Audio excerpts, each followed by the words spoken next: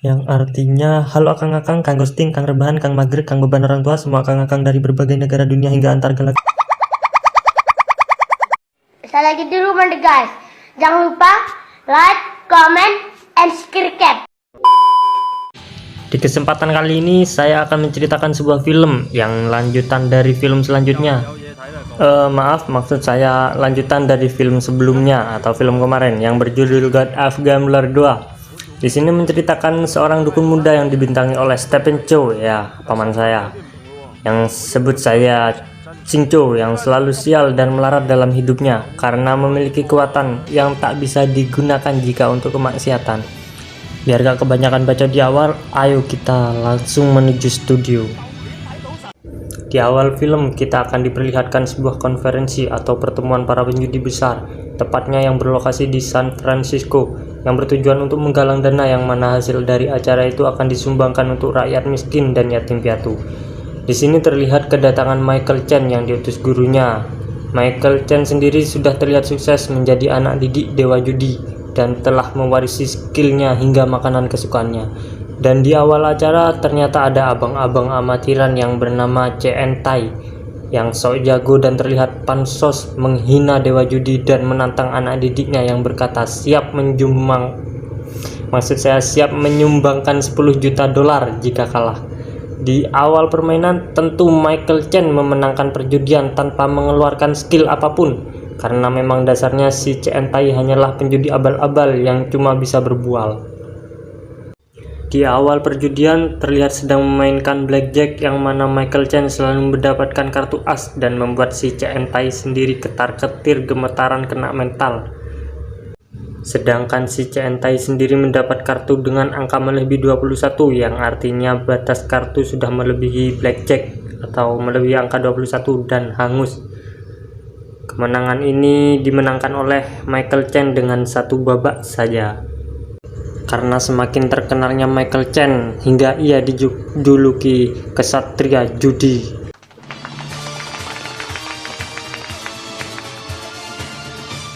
Cerita berpindah di rumah Paman Tat yang berlokasi di Hong Kong yang sedang bersama keponakannya, sebut saja Shincho. Shincho ini memiliki kekuatan gaib yang mana bisa merubah, memandang, dan memindah serta menghipnotis orang yang ditujunya. Tapi kekuatannya akan menjadi kesialan jika digunakan untuk kemaksiatan. Wow! Karena Paman Tat tidak percaya, maka Shincho memutuskan untuk menyewa tante-tante untuk Paman Tat dari uang yang harusnya disumbangkan. Setelah selesai ewer-ewer, karma instan pun mengenainya yang mana Paman Tat terpeleset sabun dan terjatuh hingga keluar jendela.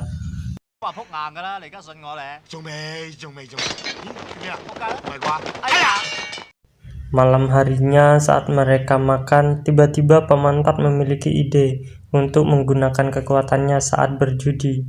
Tapi karena mereka tidak memiliki skill berjudi, akhirnya mereka mencari cara untuk menemui sang dewa judi untuk menjadi muridnya. Dengan skill basic lulusan Padepokan Anti Galau, di sini Paman Tat menyuruh Shincho untuk menerawang keberadaan dewa judi.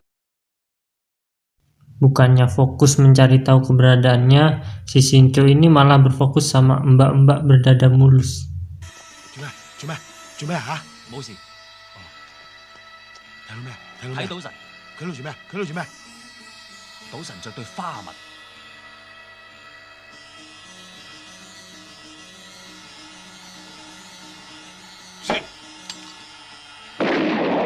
Karena diketahui dulu Shincho tidak lulus di Padepokan Anti Galau, Shincho tidak dapat meneruskan kekuatannya.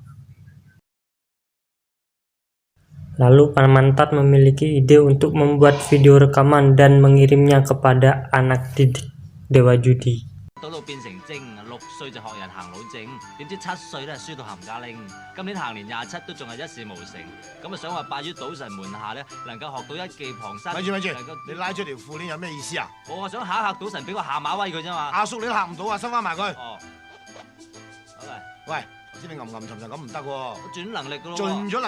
Karena Shincho ini sangat payah dalam berakting, maka Paman Tat ini memutuskan untuk bertukar posisi.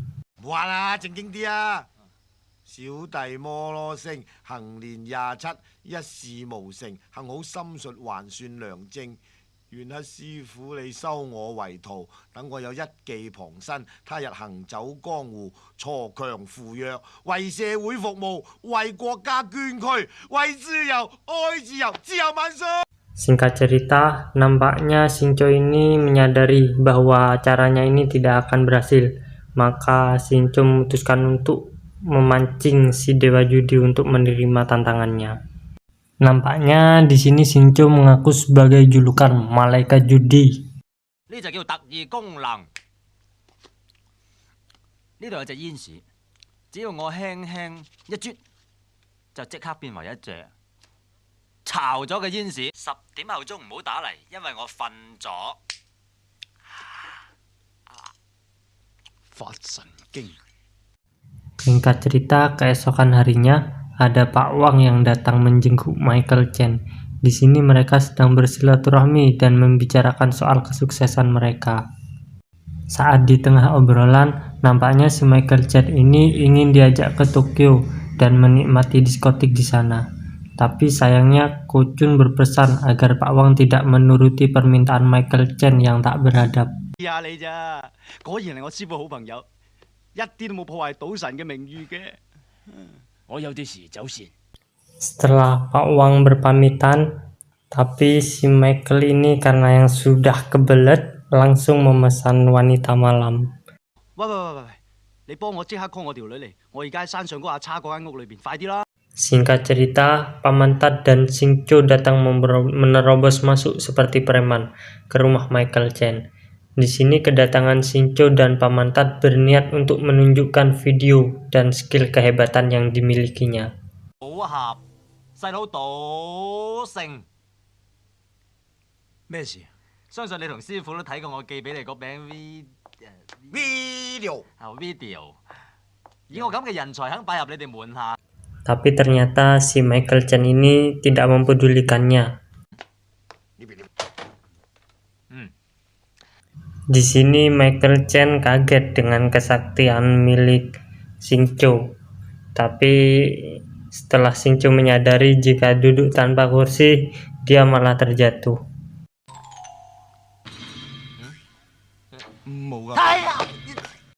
Shincho berusaha untuk menunjukkan skill kehebatan dengan membuat huruf A dari pisang. Tapi lagi-lagi gagal. Ternyata Michael Chen juga bisa melakukannya, bahkan membuat 4 huruf A dari coklat.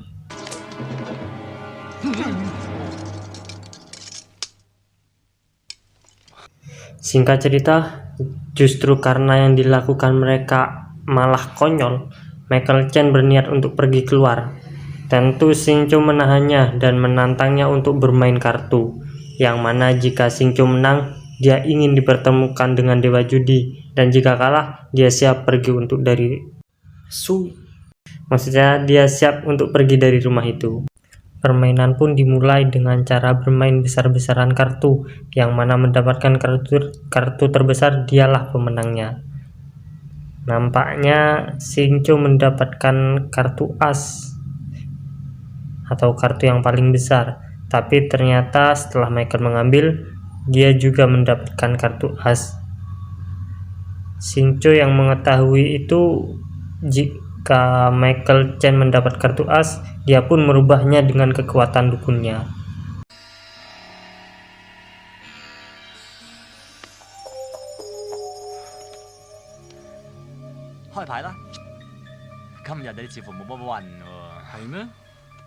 Menyadari hal itu, Michael Chen juga merubah kartu Shincho dengan kecepatan tangannya. 係好難贏你唔到啊！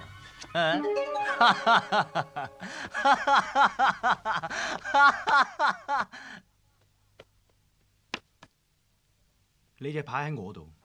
Di sini Michael Chen menjelaskan jika kekuatan saja tidak akan cukup kalau tak didasari pengalaman. Lalu Michael Chen mengusir mereka sambil berkata jika Dewa Judi tak ada di Hong Kong. 嗰兩個玩魔術嘅，係都要見師傅，死都賴喺度唔肯走喎。 超 Tak lama kemudian muncullah seorang gadis, sebut saja Kolong, yang dikira gadis pesanannya tadi. Langsunglah Michael Chen mengajaknya masuk untuk mengetes kebolehannya.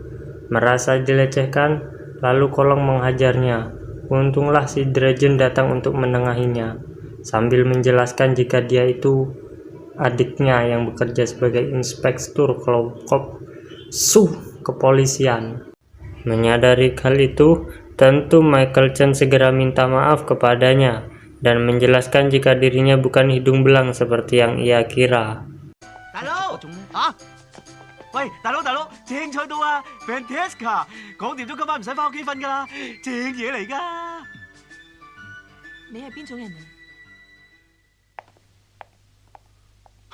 Malam pun tiba. Di sini Xingqiu dan Paman Tat datang lagi ke rumah si Michael. Tapi kali ini mereka berniat untuk mengerjainya. Hingga Michael Chen mau untuk berbicara dengannya. 我斟個杯俾你。唔係啊，可能張台斜都唔定啊。 Yang dengan insting seorang penjudi profesional yang mampu mendengarkan gerakan dadu dalam gelas, Michael Chen rupanya mendengar dan mengetahui jika mereka kembali dan sedang ada di luar. Tapi saat Michael Chen melihat keluar jendela, Michael Chen rupanya sedang di password polisi buta sehingga tak dapat melihat siapapun di luar jendela. Saat Xingqiu ingin mengerjai Michael Chen di kamarnya, ternyata Xingqiu salah kamar dan malah berada di kamar Kolong. Tak sengaja Xingqiu melihat adegan di mana Michael Chen terlihat sedang merayu Kolong. 聽晚得唔得閒食飯？呢個未婚夫噶啦，你慳啲啦。多謝。 Menyadari hal itu, Xingqiu menggunakan kesempatan itu untuk mengerjai Michael Chen. Xingqiu menghipnotis Michael Chen agar berhalu dan berpikir jika dia diterima di kamar Kolong dan diajaknya bercocok tanam. 唔係咪翻入嚟咯？你嗌嘅啫喎。快啲啦！送俾你。 Tak menyadari, ternyata Michael Chen malah masuk ke kamar si Dragon dan dibuatnya sadar oleh si Dragon. Tak ingin malu, nampaknya Michael Chen berpura-pura tak sadar. 你喺度做乜嘢？你知唔知你入錯房啊？啊？你知唔知你瞓錯人張床啊？你咁中意瞓人張床，我就成間俾晒你。呢個世界就嚟世界變㗎啦！你唔好以為殺手就可以亂入人間房啊！唉，客家佔地主，明明係入咗龍狗間房㗎，唔通撞鬼？ Di sisi lain, ternyata nampaknya Dragon menyadari jika ada orang di atap rumahnya. Benar saja, si Dragon memergoki Paman Tat di sana. Dan Paman Tat langsung meniru password polisi buta yang Xingqiu lakukan.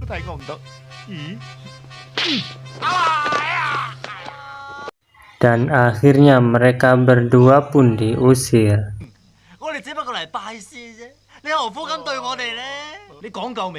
Cerita berpindah ke sebuah penjara. Di sini Raja Judi Singapura mendapat jengukan dari anak angkatnya, sebut saja Saddam. Di sini Saddam membicarakan tentang balas dendam kepada dewa judi dan murid-muridnya.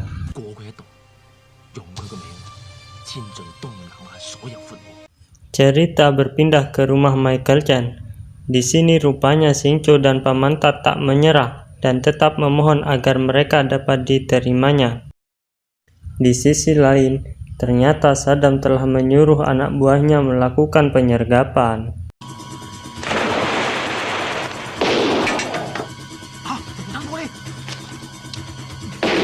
Singkat cerita, Michael Chen kabur bersama Xingqiu dan Paman Tat ke rumah lamanya. Di sini Michael Chen mencoba mencari kabar si Dragon, tapi tak berhasil.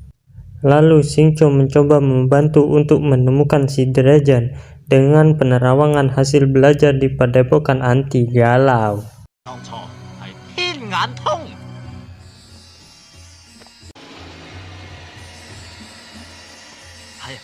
唔該架車上邊有兩個人用布袋笠住佢抬入去間酒。 Lalu mereka pun langsung menuju tempat di mana si Dragon disekap. 要咩啊？你有咩啊？我哋乜都有嘅。五加皮雙蒸24味涼茶維他奶溝埋，再打隻龜蛋落去攪勻，再加多兩滴麥汁，有冇啊？ Tak sengaja Xingqiu bertemu mantan kekasihnya, sebut saja Dewi. Namun dia tak mengaku jika mantan kekasihnya dulu. 叫做夢露。呢一間吧係我開嘅。 你真係唔係 Di sini si Dewi malah menggoda Paman Tat dan mengajaknya kencan malam itu. Cuk, sad boy, sad boy. 拜拜。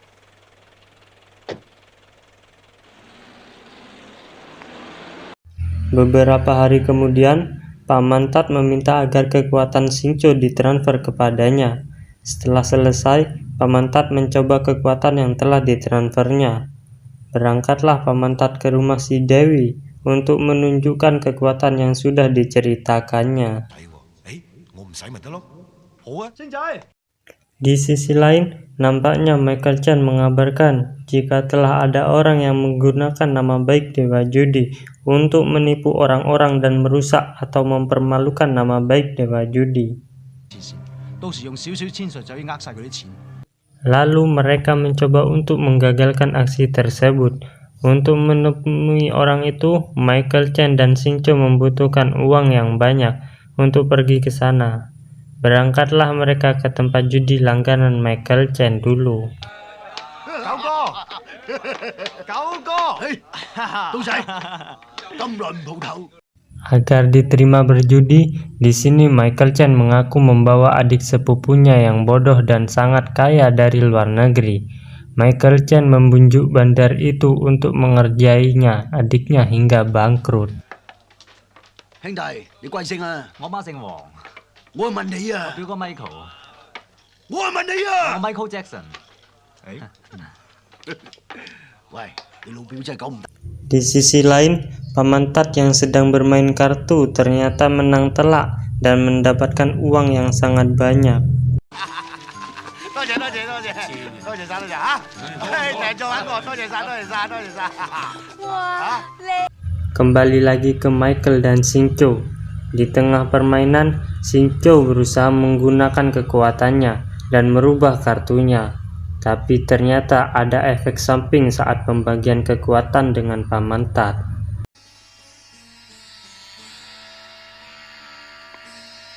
喂，你捽完未啊？捽來捽去都唔會變第二隻㗎啦。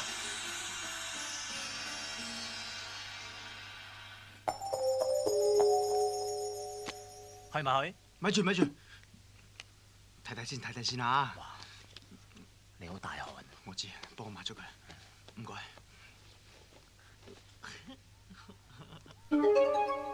啊！大佬叫啊！報警！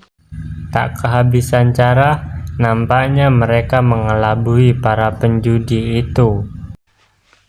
甩甩先啊！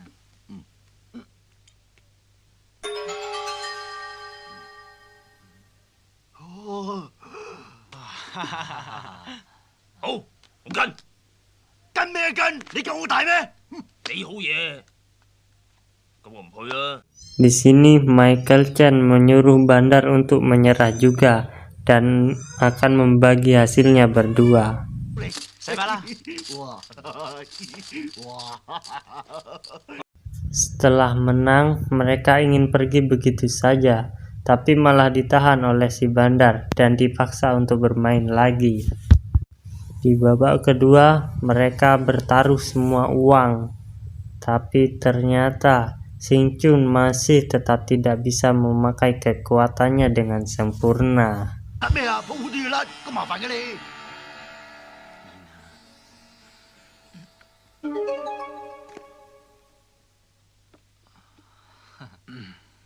用翻頭先個招啦。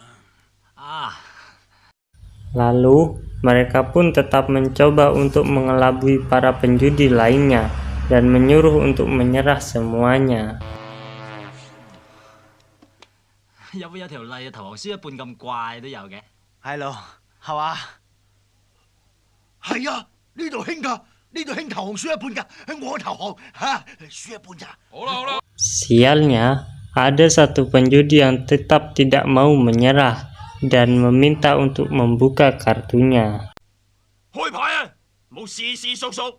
阿叔，咩啊？你咁靚仔，都無謂累大家，輸一半咪好咯。我中意啊，吹啊！靚仔，你傻㗎而家？係啊，我咪叫傻彪啊！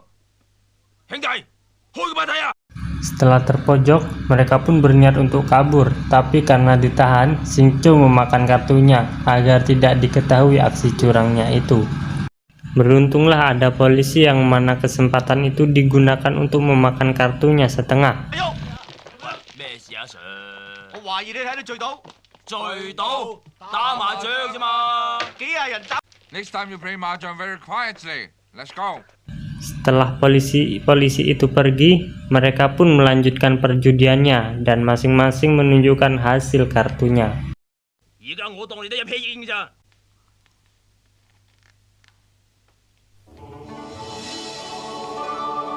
睇下嚟，咩嚟㗎？煙。 3條煙啊！ Beralih ke Paman Tat, tiba-tiba datang Saddam ke rumah Dewi. Dihajarlah Paman Tat saat di sana. Ternyata si Dewi bersekongkol dengan si Saddam dengan alasan terjerat hutang yang sangat banyak kepada si Saddam. Keesokan harinya, di sebuah kapal pesiar Saddam mengaku muridnya Kochun si dewa judi di depan para hadirin dan juga jurnalis. Di tengah jumpa pers, tiba-tiba Michael Chen dan Xingqiu datang untuk menggagal aksinya itu. Daripada saling bacot, maka mereka beradu skill judi untuk membuktikan siapakah murid Kochun si dewa judi yang asli. Singkat cerita, saat perjudian dimulai, ternyata ada CCTV canggih di belakang Michael yang bisa mendeteksi kartu miliknya. Walaupun kartu Michael hanya terbuka sedikit, namun komputer itu bisa membacanya dengan sangat akurat. Kemudian hasil analisa komputer itu diberitahukan kepada Saddam melalui earphone-nya. Kalau sudah begini, tentu Saddam dengan sangat mudah bisa memenangkan perjudian ini. Ternyata Xingqiu yakin bahwa Saddam telah mencuranginya. Michael Chen sendiri juga sudah mengira bahwa pasti ada pengintai di sekitar sini. Karena sudah kalah, maka Michael Chen ingin menelpon Kochun saja demi mengonfirmasi jati dirinya. Sialnya, saat telepon sudah tersambung dengan Kochun, si dewa judi, tapi dari atas anak buah Saddam mengancam akan membunuh si Dragon dan Paman Tat. Akhirnya Michael Chen terpaksa menutup teleponnya, lalu mereka pergi dengan perasaan yang sangat malu. Singkat cerita, di malam harinya setelah dipermalukan Saddam, Michael Chen merenungi kegagalan tadi di bawah hujan yang sangat deras. Tak lama kemudian, datanglah Xingqiu untuk menyemangati Michael Chen. Tapi Michael Chen tetap aja putus asa dan menganggap dirinya tak berguna. Tak lama kemudian, ada orang Kuwait yang menyemangatinya hingga mereka benar-benar bisa bangkit. Lalu mereka ingin kembali ke kapal pesiar itu besok. Keesokan harinya, saat Xingqiu bersiap-siap untuk berangkat, tiba-tiba Michael Chen memukulnya hingga pingsan. Setelah sadar, nampaknya Xingqiu kedatangan tamu, si Kolong, adik si Dragon. Lalu Xingqiu membacakan surat yang ditemukannya di kasur. Di surat itu, Michael Chen menulis ingin berjuang sendiri tanpa melibatkan Xingqiu, karena Michael Chen menyadari jika kekuatan Xingqiu sudah hilang. Dan setelah membaca surat itu, Xingqiu yang putus asa ternyata diajak Kolong pergi ke kapal pesiar itu demi menyelamatkan si Dragon, kakaknya Kolong. Di sisi lain, di kapal pesiar, orang-orang kaya terlihat berjudi dengan asiknya. Padahal mereka tak tahu jika sebentar lagi Saddam akan menipu semua uang mereka. Tak lama kemudian datanglah Michael Chen. Meski dia tak diizinkan masuk, Tapi Michael Chen yang cerdik telah menyiapkan dasi hitam agar terlihat formal seperti tamu lainnya.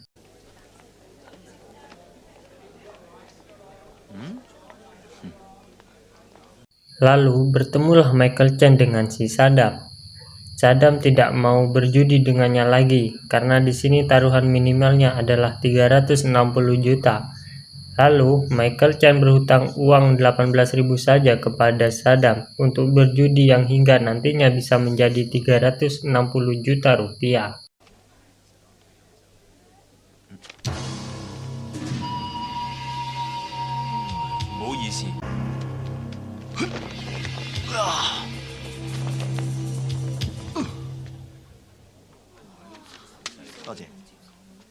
Awalnya Michael bermain judi dengan modal kecil dulu, seperti menebak angka dadu.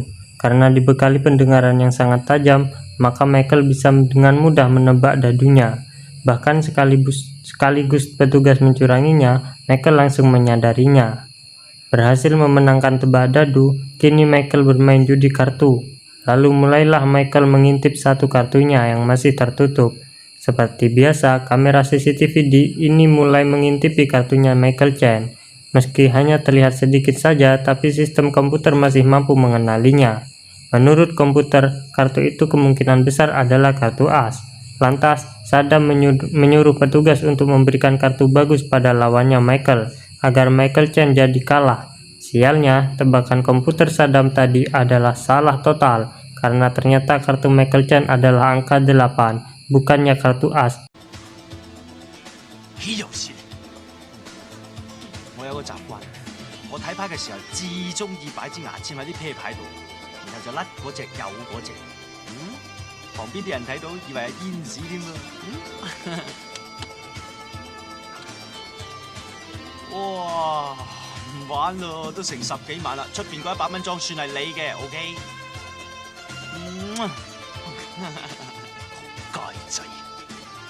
Di waktu yang sama, Xingqiu dan Kolong baru saja tiba di kapalnya Saddam.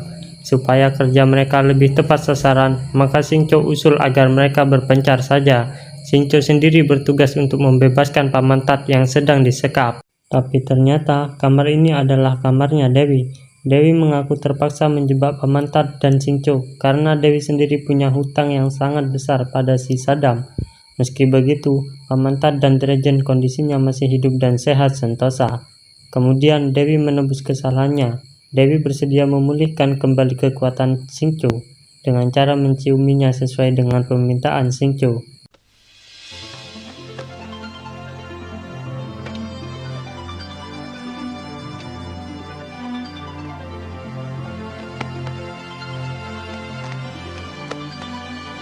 Setelah diciumi Dewi, Xingqiu pun bergegas menghampiri Michael Chen demi membantunya. Lalu, duduklah Xingqiu di dekat Michael Chen.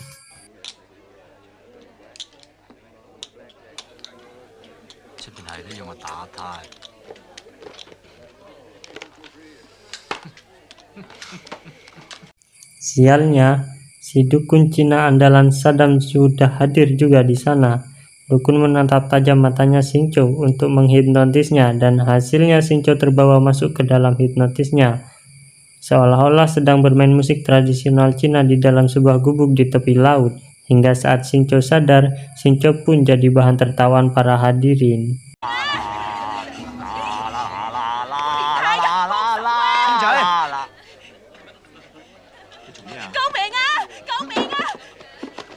Sadar bahwa dukun bisa menghipnotis, maka Xingqiu berjanji akan membalasnya, karena kekuatannya itu sudah pulih.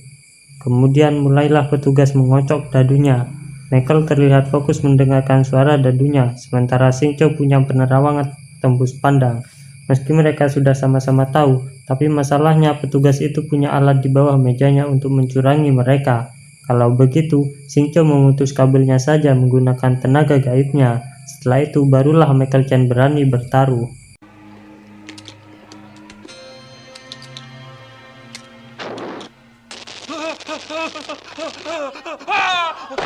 Sialnya, dengan tenaga gaibnya, dukun mengubah posisi dadunya lagi, dan adu tenaga dalam pun sempat terjadi di sini.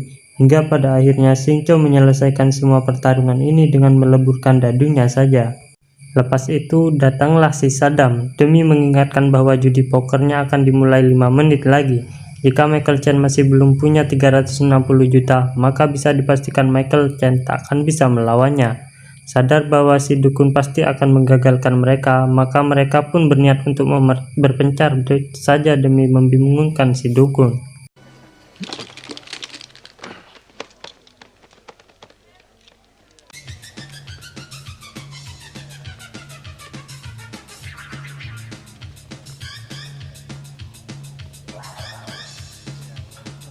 咁頻能啊，頂得住冇？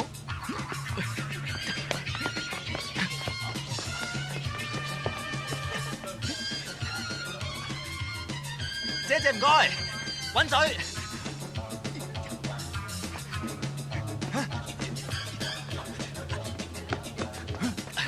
咁頻能啦，係咯係咯。啊！冇時間，幫我買晒佢。唔該。煙仔唔受嘅喎，打煙賠煙啫喎，唔得啊，唔得嘅咩？對唔住咯。Pada akhirnya Xingqiu pun sukses menipu si dukun. Sementara itu Michael Chen yang ada di bawah sedang bermain judi tanpa gangguan. Ditambah lagi Xingqiu membalaskan genjutsunya tadi. Di alam bawah sadarnya, dukun yang tampil bagaikan cewek terlihat menari-nari kegirangan di tengah kobaran api yang menyala-nyala. Setelah dukun sadar dari pengaruh genjutsunya, Michael Chen telah memenangkan judinya.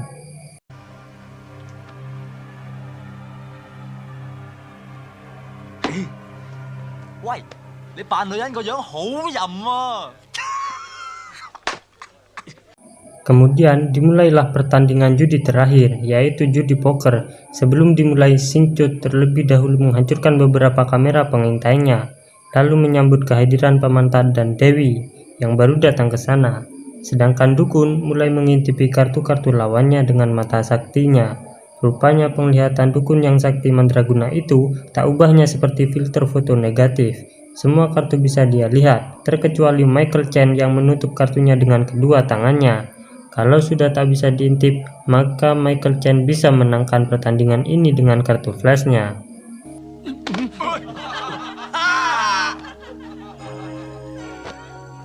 Setelah menemukan celahnya, Michael Chen terus mengalami kemenangan demi kemenangan.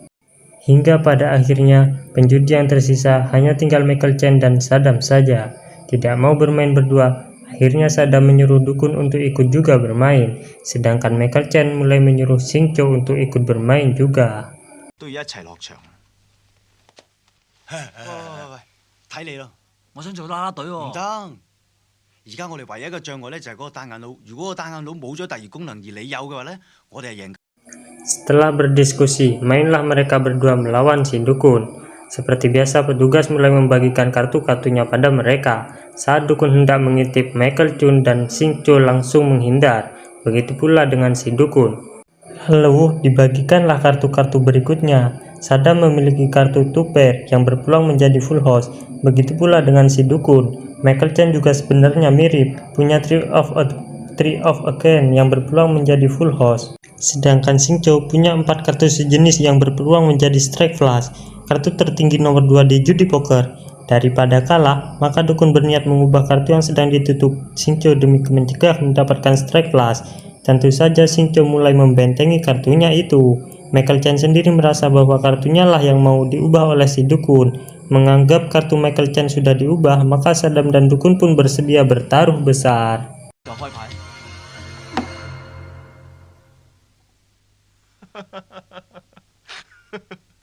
3條5係點贏我啊？哇！你暗戀我都唔好喺咁多人面前揚出嚟啊！呢鋪牌咁即係算點至得㗎？你個仆！好，我睇你點贏我。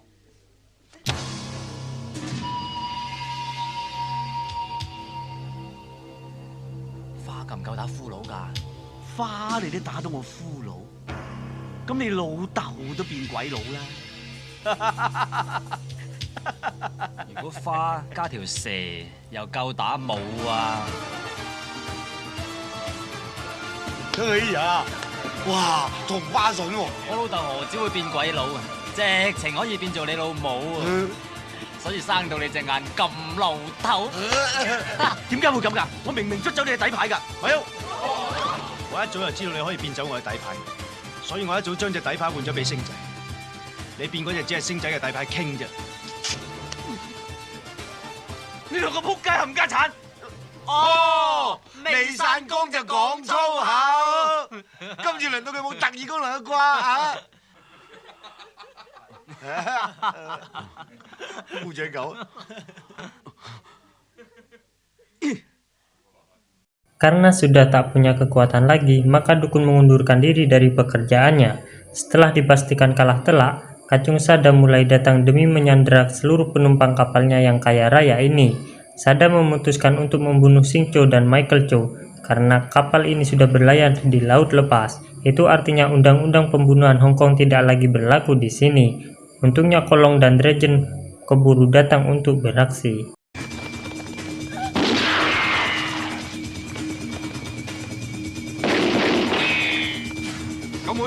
Tôi掩護你，你要救刀仔。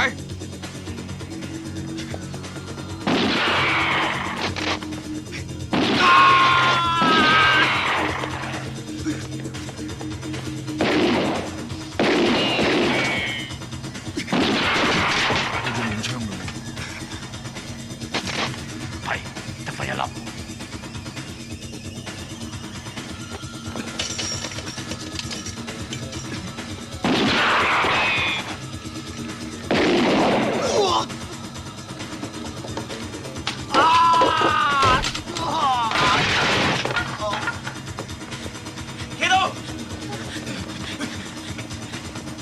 入藍先。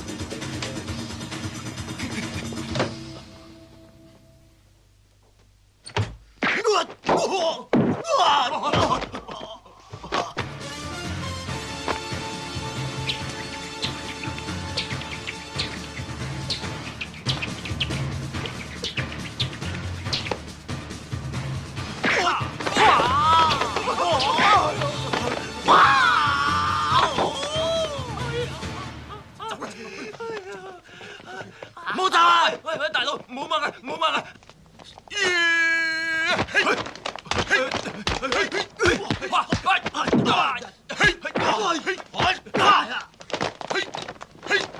喂，你唔攰㗎？攰啊，冇辦法啦。黐線！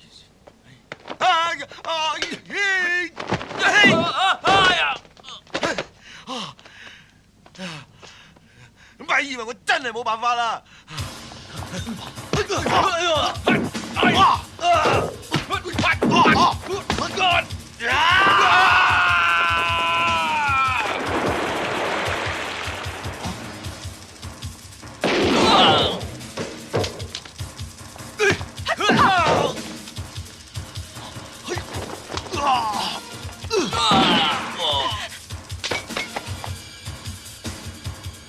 打我！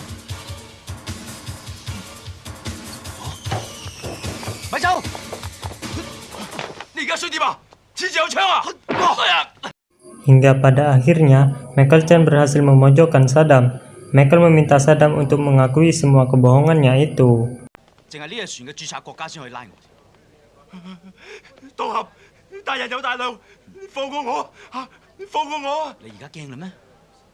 話俾大家聽，邊個係賭俠？各位，我係陷害呢位賭俠嘅衰人，我賤格，我係無聰嘅，佢先至係賭神嘅傳人賭俠，係我特登出錢嚟黐你哋嘅，同佢一啲關係都冇。咁夢羅爭你嗰條數又點計啊？唔使還，唔使還。我哋係啲借錢唔還嘅人咩？咁你想還都冇所謂。我幫你還，攞住。嚇！1個2毫半，咁你而家唔使殺我啦。呢支槍6粒子彈都用晒，我想殺你都殺你唔到啦。刀仔，你冇事啊嘛？你冇事啊嘛？冇事。龍九，船一拍埋岸，即刻幫我報警，拉咗侯彩欣佢啦。小心啊！個家姐咁蠱惑，喐佢！收到！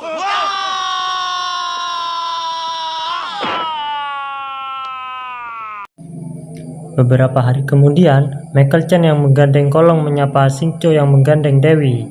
Usai berbacot-bacot gak guna, mereka berdua pun mau berbicara dulu sebentar. Karena Ko Chun si dewa judi melarang mereka menggunakan uang judinya demi keuntungan, maka Michael Chen usul agar Xingqiu mengalah saat berjudi melawannya. Kalau sudah jatuh miskin, maka Michael Chen akan menyumbangkan semua uang judinya kepada Xingqiu.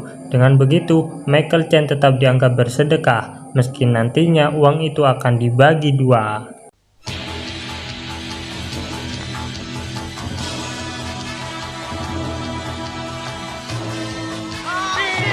Pesan yang bisa diambil dari film ini, jangan gunakanlah uang hasil menipu untuk keuntungan pribadi.